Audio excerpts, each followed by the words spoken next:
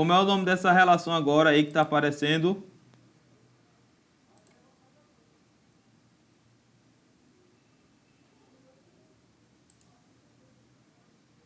Que relação ecológica é essa, pessoal?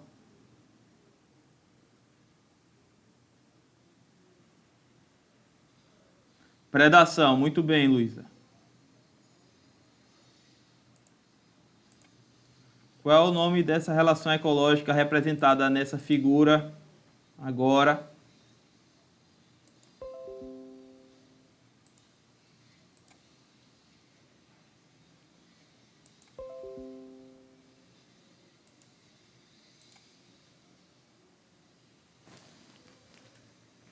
E aí, gente, é a terceira sexta-feira que a gente fala sobre isso.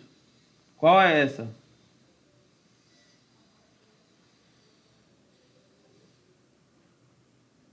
Amensalismo, muito bem. Amensalismo.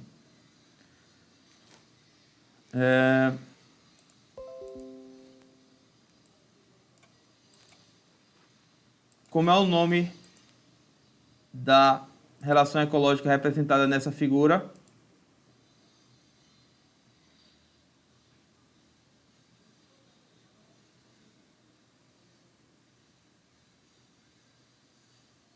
Que relação ecológica é essa, gente?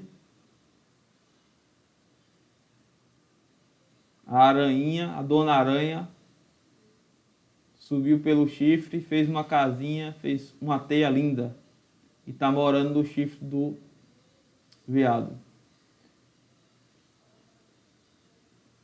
Ketsa, seria mutualismo se esse veado estivesse ganhando alguma coisa com isso. Mas eu pergunto, ele está ganhando alguma coisa?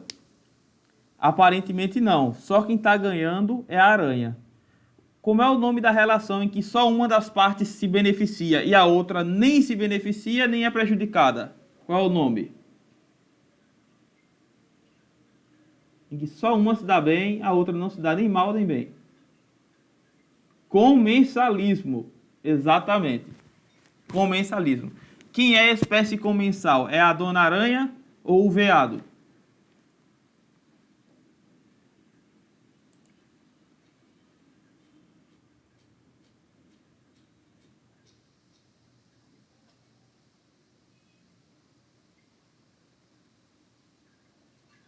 Quem é a comensal?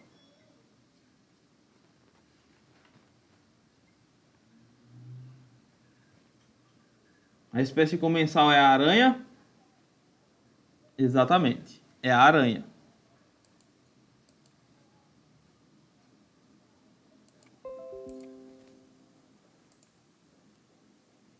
Qual é o nome da relação ecológica representada nessa figura?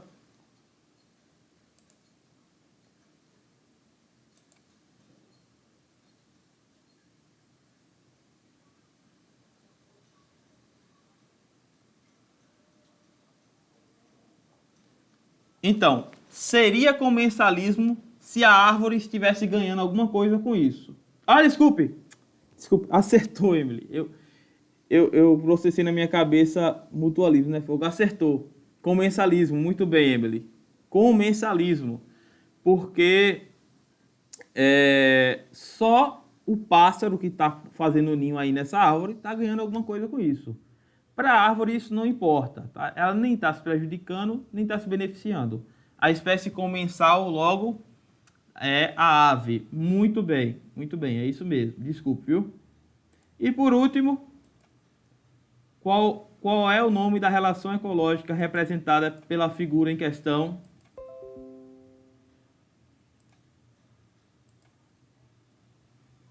Mutualismo, muito bem. A mariposa suga o néctar e se alimenta. A flor, né, dessa planta, aqui, um monte de pólen, né? Acontece que a mariposa acaba polinizando essa flor, né? Levando o pólen, que contém um gameta masculino, para a estrutura feminina da flor. E aí, isso vai gerar, né, a fecundação, um embriãozinho que vai se tornar uma semente que vai estar dentro de um fruto. Então, o nome desse processo é polinização. As duas se ajudam, logo é mutualismo. Agora, se eu tivesse, por acaso, alguma informação que me dissesse que essa mariposa só coleta o néctar dessa flor e essa flor só é polinizada por essa mariposa, aí além de ser mutualismo, também seria simbiose, tá? Mutualismo simbiótico. Mas como eu não tenho nenhuma informação a esse respeito, eu não posso afirmar que é mutualismo simbiótico. Eu posso afirmar que é mutualismo, certo? Pronto, isso tudo foi só para a gente relembrar. Então eu queria só fazer mais duas questõezinhas hoje sobre esse assunto para que a gente possa avançar. Vamos lá, pessoal.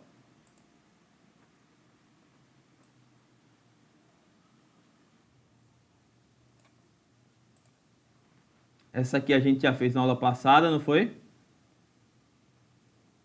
Fizemos essa na aula passada, confirme aí, por favor.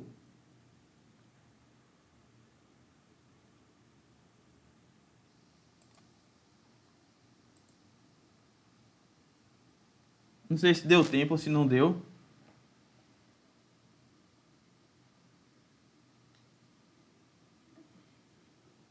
Não? Pronto, então vamos fazer hoje. Beleza. Vamos lá, gente. Vamos fazer juntos aqui.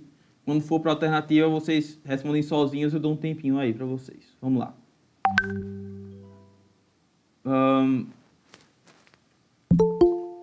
Espera aí que a Ana Clara chegou. Só um minutinho.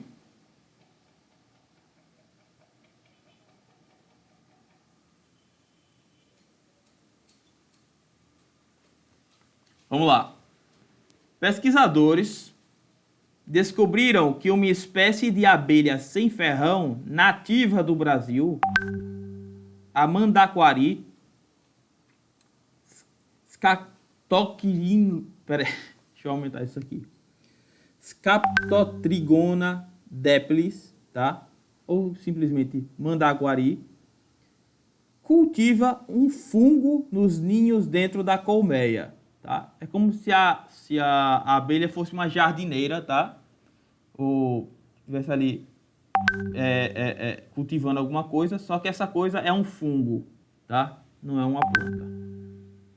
Após observações, verificaram que a sobrevivência das larvas da abelha, tá? Ou seja, quando a abelha bota um ovo, né? Aquele ovo eclode e sai uma larva.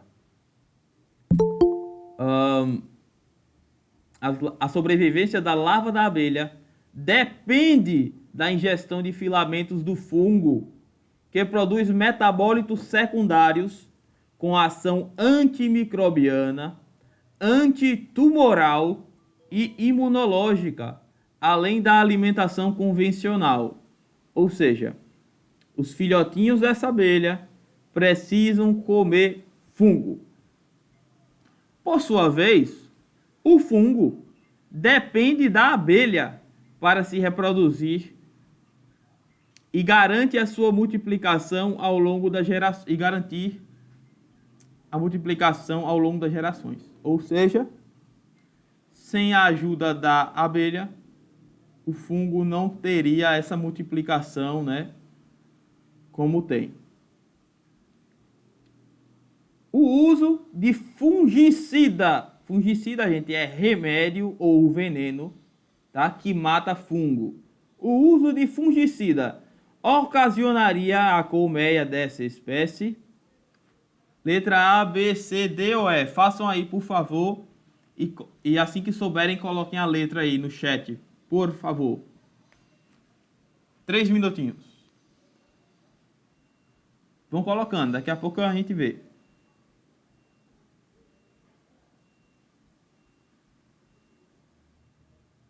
Caramba.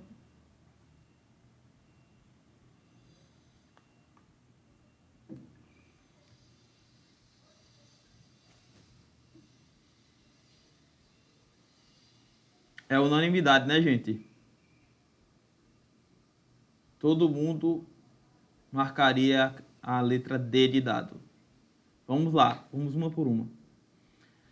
Vamos lá. O uso de fungicida ocasionaria a colmeia dessa espécie? Letra A, controle de pragas? Não.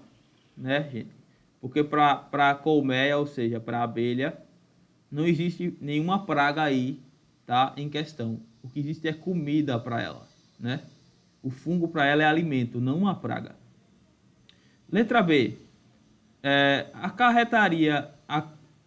Ocasionaria a colmeia dessa espécie acúmulo de resíduos?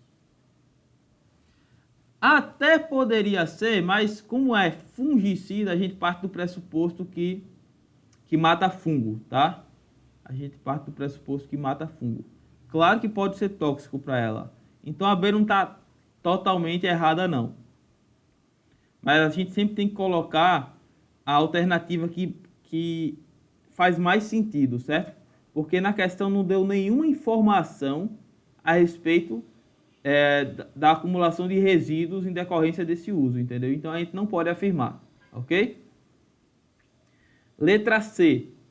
Ampliação de espaço. Não, né, gente?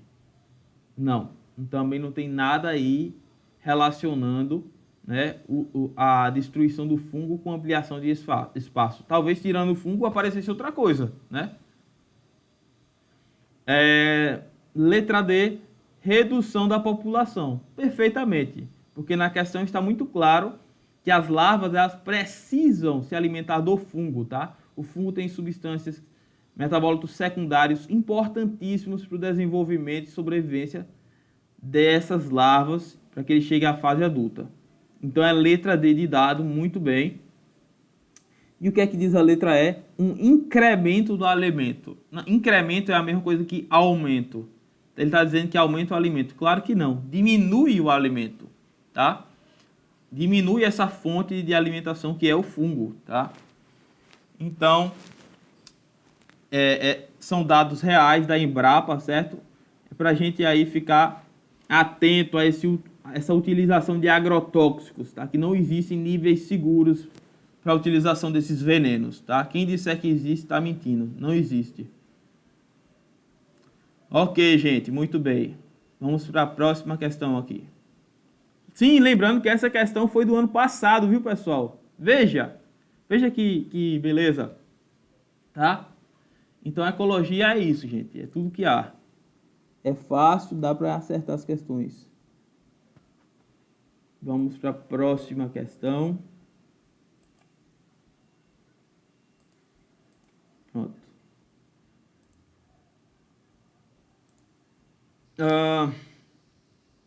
Gente, essa questão trata aí da nossa única espécie de lobo, tá? A única espécie de lobo nativa do Brasil, que é o lobo-guará. Vamos nessa. O lobo-guará, Chrysocium brachyurus, é uma espécie endêmica da América do Sul. O que é endêmica? É que só tem ali, tá? Se eu dissesse que é endêmica do Nordeste, só tinha do Nordeste. Ela é endêmica da América do Sul, tá? Só tem na América do Sul. Trata-se de uma espécie adaptada aos ambientes abertos das savanas sul-americanas, sendo um animal crepuscular e onívoro. Gente, crepuscular é que tem atividades, né, no finzinho da tarde, no iniciozinho da noite, tá? Ele começa a sair da toca e vai procurar comida, vai procurar uma fêmea, o que seja. E onívoro que se alimenta tanto de carne, né, quanto de vegetais. Embora sua alimentação inclua animais como pequenos mamíferos, aves e insetos, o lobo-guará alimenta-se em sua maioria de frutas. A fruta de lobo, cujo nome científico é Solanum lycocarpum, é da mesma família, tá, gente? Do mesmo gênero do tomate. Então essa fruta de lobo compõe cerca de 50% da dieta do animal, tá? Então metade do que ele come é essa fruta, fruta de lobo. Não por acaso o nome é fruta de lobo. Ela possui um vermífugo natural, ou seja, gente, uma substância que mata verme. Então, o vermífugo natural para o animal além de ser um dos poucos recursos encontrados em épocas de seca. Por sua vez, o lobo-guará possui importante papel na dispersão de sementes da fruta de lobo. A relação ecológica estabelecida entre Chrysocium brachyurus, que é o lobo-guará, e Solano lycocarpum, que é a fruta de lobo, pode ser classificada como A, B, C, D ou E? Respondam aí, por favor.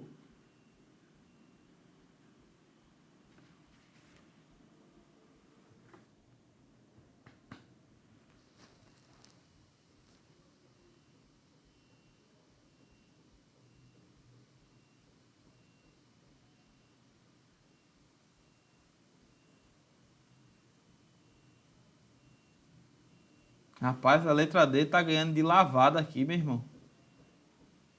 As outras estão perdendo por WO aqui.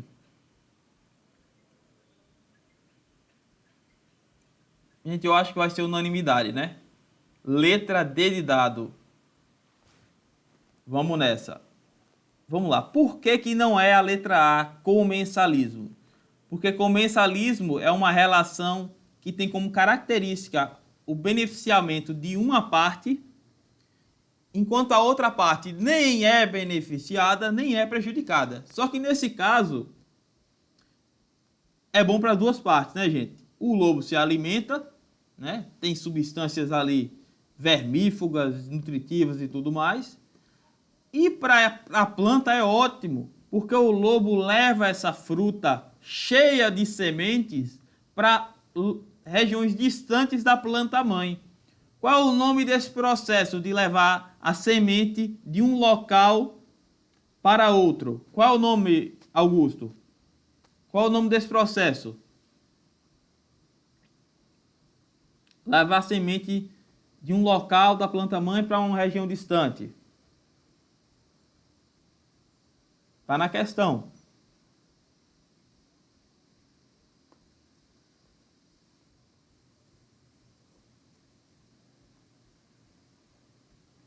Pode ser outra pessoa, viu, gente? Como é o nome desse processo de levar a semente de um local para outro? Dispersão de sementes, perfeitamente, tá?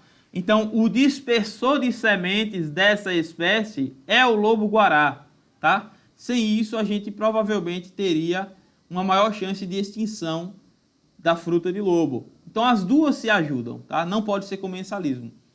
Predatismo não é predatismo porque, na realidade, a relação aí não está focada na destruição do indivíduo, tá? O foco aí está entre a planta, né? Entre a planta mãe ali e o lobo. Então, por mais que de algum modo, alguma semente ali contendo um embrião acabe morrendo, não diz nada na questão, né? Mas acabe sendo destruída no trato digestivo, tá? O foco aí é outro, tá? O foco aí é a planta mãe e o lobo, ok? Então não é predatismo, não cabe predatismo aqui, né, gente? Aí é outra história. Até porque o fruto, ele evolutivamente, né, acabou tendo todas as adaptações necessárias, tá? Para que ele seja atrativo para os animais, tá? Então o fruto é feito para ser comido mesmo, tá? Então não pode ser predatismo. Letra C, amensalismo. Primeiro vamos lembrar o que é amensalismo, né? Amensalismo é a relação ecológica na qual uma das partes inibe a outra, né? Inibe o crescimento, inibe a fixação da outra parte, o que não é o caso. E letra D, mutualismo, que é justamente essa relação benéfica para ambas as partes, certo? Então, o mutualismo é a correta letra B. Competição impossível, né? Quem é que está competindo com quem? Ninguém, né, gente? Não tem nem dois lobos aí para competirem. Então, só pode ser a letra D de dado. Estão de parabéns. Podem falar aí, gente. Então, vamos nessa. Alguma dúvida, gente? Alguma dúvida?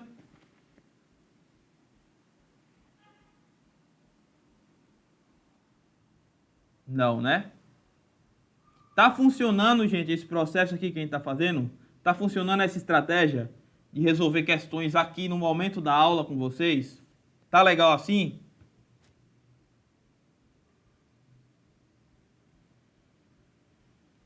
É, né? Pronto, então eu vou confiar em vocês, pessoal. Agora me ajudem, convidem o pessoal do terceiro para vir, gente. Eu tô morrendo de pena porque esse é o assunto mais importante para o Enem. Mais importante, e só tem 30 pessoas aqui, sabe? Eu fico com muita pena, velho. Sabe? Porque você vê que é fácil, você vê que é fácil. Mas sem estudar, sem assistir aula, fica mais difícil. Vamos nessa, próxima questão.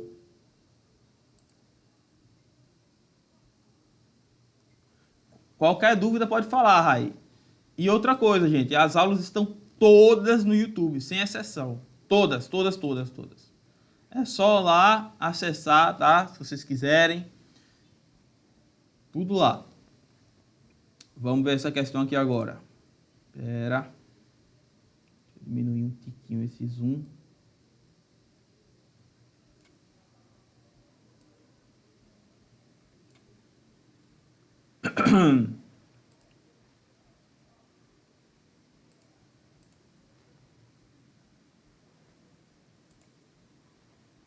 Vamos nessa, gente. Peraí, deixa eu ver aqui. Caso a fruta soltasse uma substância quando fosse aberta, fazendo com que o lobo não chegasse perto, seria amensalismo? Veja só, Matheus Augusto. Eu acho que ainda assim não seria amensalismo, tá? Ainda assim não seria. Porque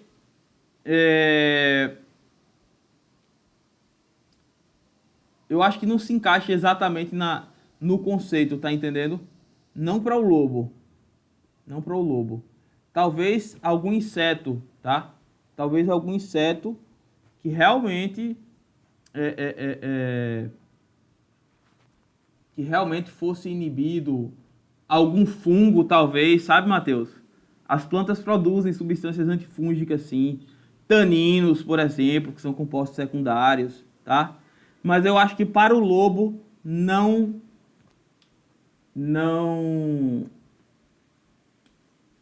não é o caso, tá certo? Agora, você está colocando uma hipótese aqui, né? Uma substância que realmente repelisse, tá? Né? Uma substância venenosa de verdade, né? Talvez. Talvez nesse caso sim, ok? Talvez nesse caso sim. Mas em geral, Matheus, a gente tem aí um processo de coevolução. É engraçado, porque do mesmo jeito que as plantas evoluem produzindo substâncias anti-herbivoria, né? Produzindo substâncias aí tóxicas, compostos secundários, os, os besouros, os insetos e até alguns animais mesmo evoluem também evoluem, né? Que é o que, né? A mudança ao longo dos anos, né? Através de mutação e seleção natural, e acabam apresentando algumas enzimas que passam a conseguir digerir certas substâncias que são pouco digestivas, né? Então, é um processo de coevolução. É como se fosse uma guerra armamentista, tá? A árvore produz um tanino ultra complexo, né? Que impede o besouro. E o besouro produz uma enzima ultra potente que destrói o tanino, a lignina, etc. E é claro que isso é um processo aleatório, certo? É um processo que tem como base a mutação, tá? E o ambiente ele seleciona só aquelas características interessantes para sobrevivência, para reprodução, certo? Respondido, Matheus?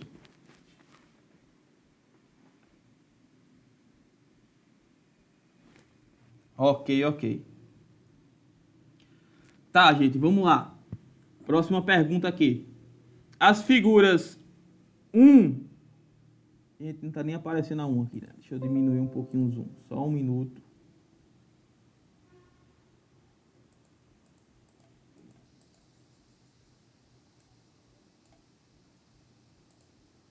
Pronto, agora acho que melhorou. As figuras 1 e 2 mostram curvas de crescimento de duas espécies de protozoários, a espécie A e a espécie B. Aqui a figura 1, tá, gente? Aqui mais à esquerda. Em 1, as espécies foram cultivadas em tubos de ensaio distintos. E em 2, elas foram cultivadas juntas em um mesmo tubo de ensaio. Rafael, o que é tubo de ensaio? Tubo de ensaio é aquela estrutura de vidro, tá? Em forma de tubo mesmo aqui, ó. Olha embaixo aqui, gente. Essa imagem aqui embaixo, tá? Então você tem aí essa imagem representando os tubos de ensaio, tá? Tubos de ensaio. Que você faz experimentos, coloca substâncias para misturar alguma coisa, tá? Então é isso. Então você tem, certo? Na figura 1, um gráfico representando o crescimento, tá? O crescimento das espécies A e B separadas, tá? A espécie A estava dentro de um tubinho de vidro e a espécie B estava dentro de um outro tubo de vidro. E as espécies, elas se reproduzem, né? Que a gente chama de crescimento, tá? Elas se reproduzem. Você tem ali nutrientes e tal, elas se reproduzem, ok? Então, na figura 1, você tem aqui, olha, as curvas de crescimento tanto para A quanto para a espécie B. E na figura 2, a gente também tem o crescimento das duas espécies, só que a gente vê que esse crescimento ele foi diferente. Tá? É só olhar para um gráfico e para o outro. Foi profundamente diferente. Tá? E por que foi diferente? Porque essas espécies A e B, elas têm alguma relação ecológica entre si. Elas interagem uma com a outra. Nós não sabemos ainda qual é essa interação.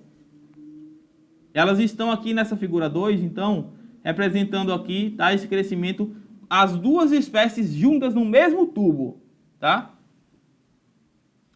Considerando que as condições do meio foram as mesmas em todos os casos, ou seja, a quantidade de nutriente, a quantidade de água era a mesma, tá, gente? No tubo, não mudou nada.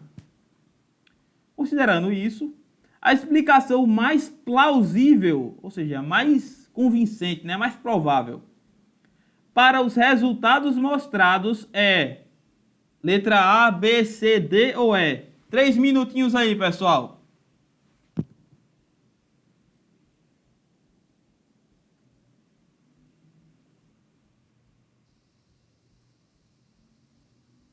Caramba, velho. Eles estão rápidos no gatilho hoje, viu?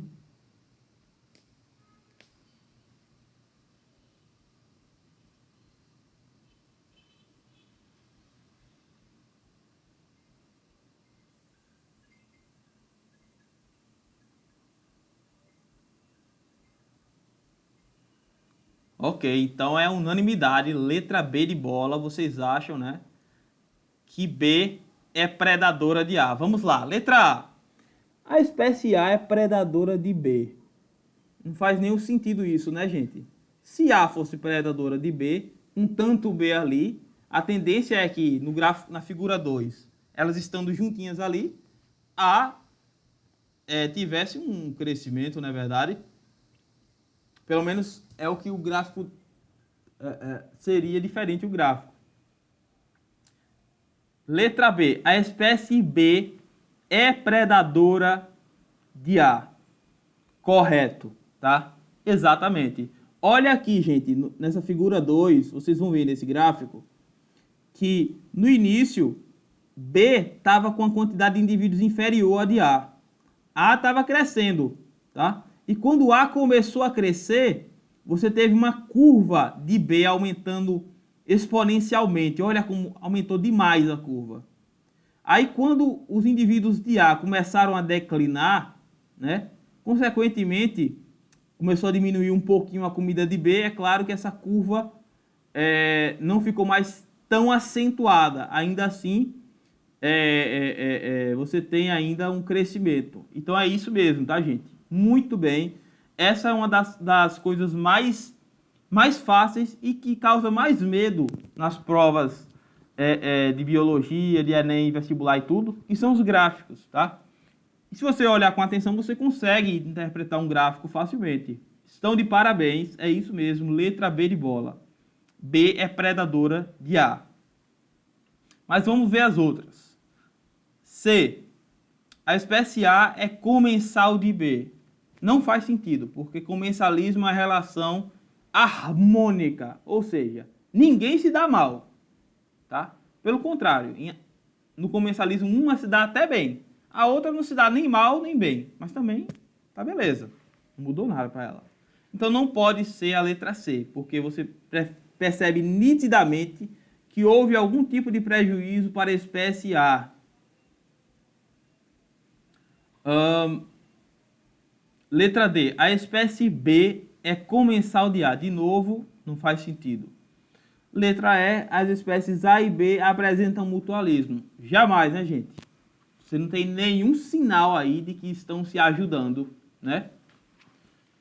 Pelo menos não no que a questão apresenta pra gente. Talvez fosse uma questão com mais dados, a gente até pudesse notar algo assim, mas não.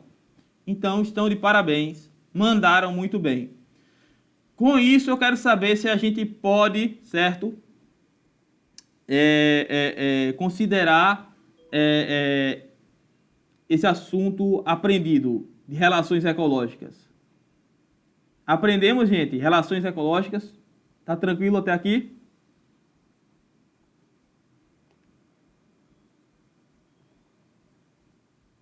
Ótimo. Qualquer dúvida é só falar.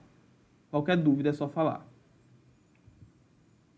Faltam só 10 minutinhos, tá? Eu quero só fazer uma pequena introdução sobre o nosso próximo assunto de ecologia, tá certo? Que é um assunto bem interessante, que é a ecologia de populações, que é uma coisa que chama muito a nossa atenção, tá? Outro dia, não fiquem com nojo do que eu vou falar, não, mas outro dia eu ia chegando aqui na frente do meu prédio aqui, onde eu moro,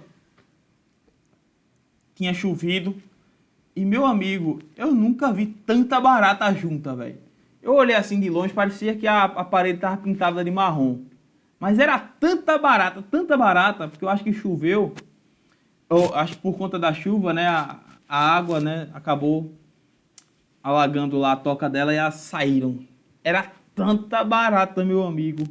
E eu, rapaz, de onde veio tanta barata? Como é que elas se reproduzem tanto? Como é que elas são tão eficazes em se manter com a população tão numerosa? Então, tipo, a ecologia de populações é a parte da ecologia que se preocupa com o número de indivíduos, tá? Com a estrutura da população. Vamos lá, deixa eu passar o slide aqui.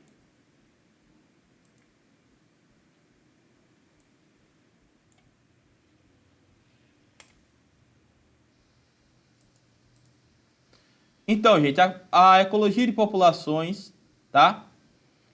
É a parte da ecologia que estuda o número de indivíduos, ou seja, quantos indivíduos nasceram, quantos indivíduos morreram, por que nascem mais em determinada época do ano, por que morre mais em determinada época do ano, por que está morrendo mais, por que está nascendo mais.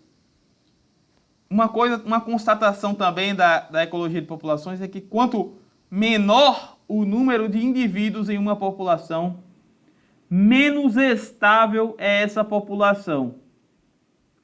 E quanto maior o número de indivíduos, mais estável é essa população. Ou seja, populações muito pequenas, um exemplo, populações de elefantes na África, tá? A gente tá vendo uma redução grande, o pessoal mata o pobre do elefante para utilizar o marfim, né?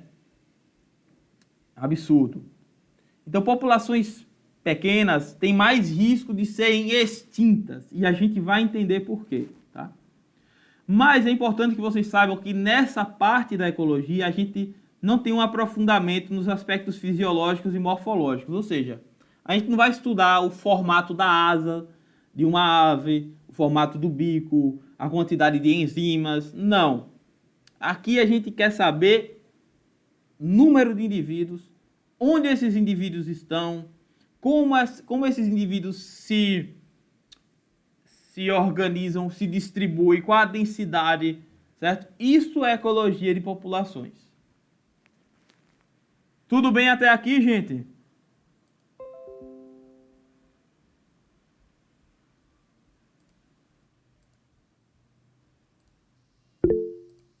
Maravilha. Agora olhem essa imagem aqui, gente.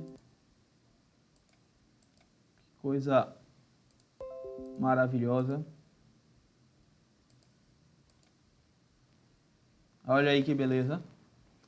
Esse é o pintor verdadeiro. Nome científico, Tangara fastuosa. Essa é uma espécie, gente, endêmica da floresta atlântica. Só existe na Mata Atlântica, tá? Só existe na Mata Atlântica. Por que eu estou trazendo essa imagem? Para que vocês entendam que cada população vive dentro de manchas de hábitats adequados, tá? Cada população vive dentro de manchas de hábitats. Eita, faltou um T aqui em hábitat. Adequados. Então, você não vai encontrar essa ave aqui, tá? Na América do Norte. Por quê? Porque ela provavelmente tem necessidades muito específicas que são supridas naquele ambiente da floresta atlântica. Que tipo de necessidade, Rafael? Pode ser algum tipo de semente, algum tipo de planta que ela consiga extrair o néctar, pode ser um tipo de árvore que ela consiga fazer o ninho, tá? Mas o certo é, ela está restrita àquela região, porque aquela região fornece, teoricamente, as condições ideais para ela, tá certo? Mas espera aí, não existem espécies generalistas que se dão bem em qualquer lugar do mundo? Existem. Existem, tá? Então, a mancha de hábitat de espécies generalistas é uma mancha muito maior. As manchas de hábitat em espécies nós chamamos de especialistas, né? Estratégias especialistas, é uma mancha muito menor. O ser humano se dá bem em quase todo lugar, né, gente? Mas experimenta trazer alguém, tá? Que vive aqui no Brasil, experimenta levar essa pessoa para uma região de grandes altitudes. Ela vai ter problema para respirar, porque lá o ar é mais rarefeito. Com o tempo ela vai se aclimatar, é verdade, porque nós temos uma tolerância genética, tá? Mas se fosse um pouco mais, nós não conseguiríamos, tá? Ter esse processo de aclimatação. Então, existe essa linha tênue, tá? Entre o que é aclimatação e o que... Aliás, até onde a aclimatação vai e até onde ela não vai.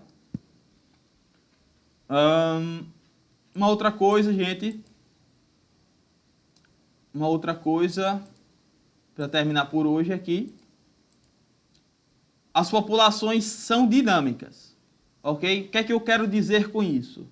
Quero dizer que o número de indivíduos de uma população de aves hoje, tá? Pode ser totalmente diferente mês que vem. Porque você tem migração, né? Comportamentos de migração, você tem nascimento, você tem morte, você tem a quantidade de comida que favorece a reprodução ou não, que favorece a sobrevivência ou não, tá? Então as populações elas são dinâmicas, ok? Isso inclui também a faixa etária, tá? Dentro de uma população tem épocas que você tem mais idosos e menos jovens, mais jovens e menos idosos. Tudo isso varia porque as populações elas são dinâmicas. Você tem uma flutuação, tá? Desses números, desses indicadores. Gente, eu acho que a gente pode terminar por aqui hoje, né? Alguma dúvida até aqui?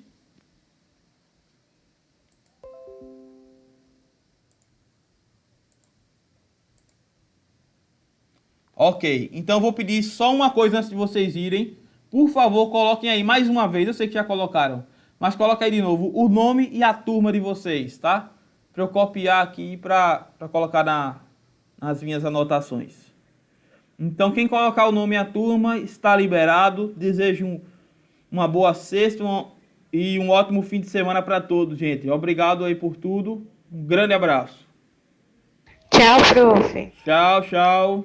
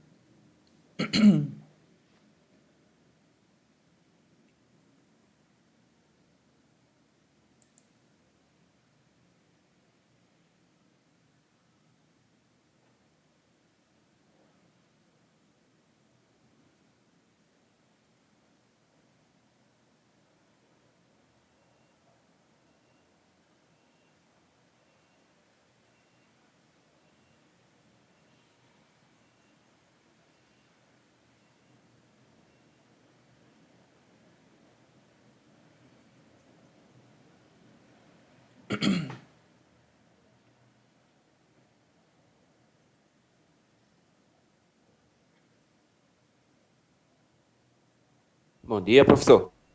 Bom dia, bom dia. Como é que o senhor tá? Tudo bem? E você, como é que está? Tô bem, graças a Deus. Graças a Deus. A barba ficou boa aqui só, viu? Obrigado. Obrigado.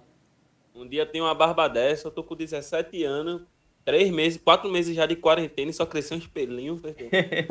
Na sua idade eu também era assim. Mas não se preocupe não, uma hora a barba vem. Tá certo.